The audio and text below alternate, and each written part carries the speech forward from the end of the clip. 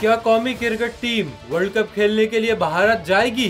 सूरत हाल वाज़ेह न हो सकी। मीडिया रिपोर्ट्स के मुताबिक भारत जाकर वर्ल्ड कप खेलने, सिक्योरिटी और मैचेस वेन्यूज पर अभी तक पाकिस्तान क्रिकेट बोर्ड, आईसीसी और भारतीय बोर्ड के दरमियान बातचीत का आगाज नहीं हो सका। भारतीय क्रिकेट बोर्ड ने अहमदाबाद में 27 मई को अपना खुसूसी इजलास तलब कर रखा है, जिसमें वर्ल्ड कप के लिए वर्किंग ग्रुप की तश्कील समेत मैचेस का शेड्यूल भी फाइनल किए जाने का इम्कान है। दूसरी जानब पीसीबी ने भी अभी तक वर्ल्ड कप के मामलात पर खामोशी अख्तियार कर रखी है।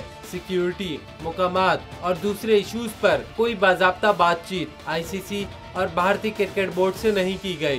बोर्ड हुक्काम की इस वक्त तमाम तर तवज्जो एशिया कप को यकीनी बनाने पर है और मुजव्वज़ा हाइब्रिड मॉडल पर भारतीय बोर्ड के जवाब का भी मुंतजर है। भारतीय बोर्ड का रिस्पॉन्स देखकर ही Pakistan cricket board world cup से मुताल्लिक अपना लाहे अमल तय करेगा।